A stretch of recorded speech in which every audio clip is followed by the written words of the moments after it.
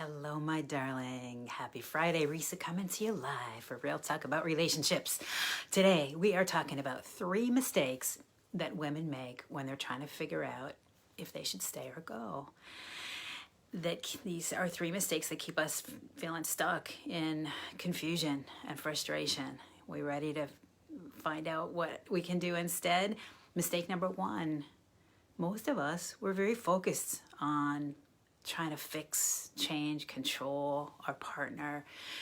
And the problem with that is that we don't have control over other people, right? We can't change anybody else. As one of my clients said the other day very succinctly, I've learned I can't change him. I can't change anybody else. But when I change how I'm showing up, that changes everything, right? The power of one person to shift a whole relationship dynamic. When we start to get the focus back on ourselves, when we do our own work and start to clean up our own side of the street, it changes everything.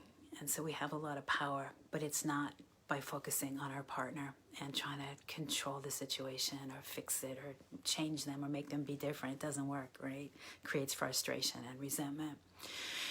So type in, by the way, say hi if you're here, if you're on the recording, and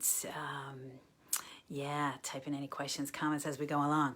All right, mistake number 2. You ready for mistake number 2? Another thing very common, very easy for us to do is that kind of goes along with that is very easy to blame, to go into that space of blaming, looking at that other person, he did this, he did that, he's making me feel this way. And so what I want you to know about that is that our partners may be doing stuff that is triggering us, that's not okay. And I'm not saying to accept unacceptable behavior, but it's our responsibility.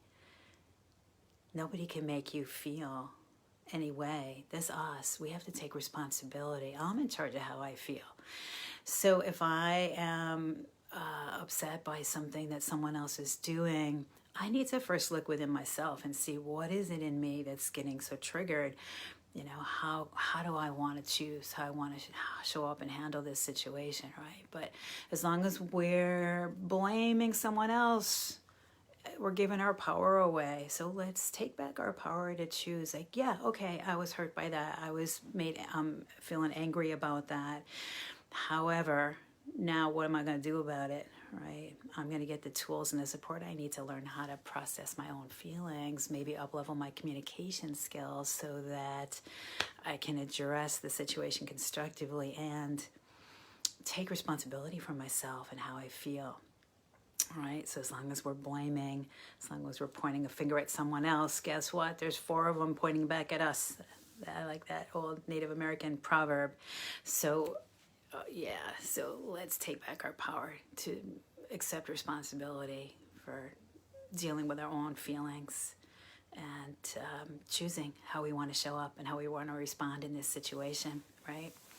All right, mistake number 3 is that kind of goes along with this, is that if we're making a decision on whether or not to leave our relationship based on just out of that place of reaction to what our partner's doing. Do you see a problem with this?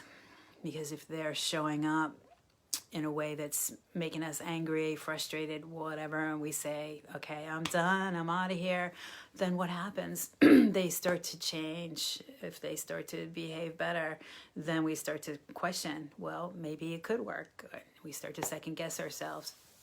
So any decision, it's a big decision whether or not to stay and try and make it work or leave. And so we want it to not come out of a place of reaction to what anybody else is doing. And again, do you feel how that's we're giving away our power then? Our decisions are based on someone else's behavior.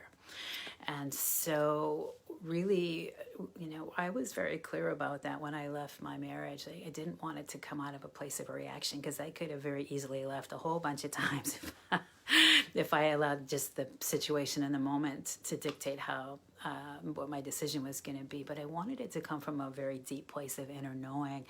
And this is the relationship clarity process, is that we get our focus back on ourselves all these things that I'm talking about right now. Number one, we got to get the focus back on ourselves. Two, we got to take responsibility for how we feel.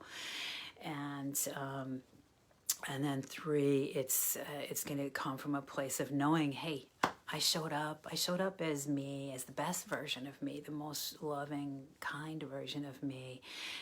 And then it becomes like an experiment, and you can just see as you change what's happening with the relationship dynamic, because it's like a dance, right? And when I show up differently, it changes everything. So I'm really excited to share with you that I'm going to I'm doing an encore bonus replay weekend. We did an amazing training the week before last, the 5 keys to know when it's time to go. And we took a deep dive into all of this. It was just to really help put you back in the driver's seat, very empowering training. And we took a deep dive into all of these things that I'm talking about today. So day 1 was what's not working and can you fix it? Day 2, what do you really need to be happy? Day 3, how to stop reacting to our partner's behavior. Day 4, getting unstuck, breaking free from fear, which is huge, guilt and indecision. And day 5, what does this relationship clarity process really involve? And getting really clear. So after 5 days, the women who did this training felt just a lot more free, a lot more relaxed, a lot more empowered, just because they understood that you're getting on the path to finding the clarity you need. We're not making any big life decisions in 5 days, but I'm inviting you to check out the training. I'm going to put all the videos back up for an encore bonus weekend replay. So those will be going up very shortly. And check it out and drop in any comments, questions, things to share. Give this a thumbs up if it was helpful for you today. And I wish you lots of love and empowerment. Talk to you soon. Bye for now.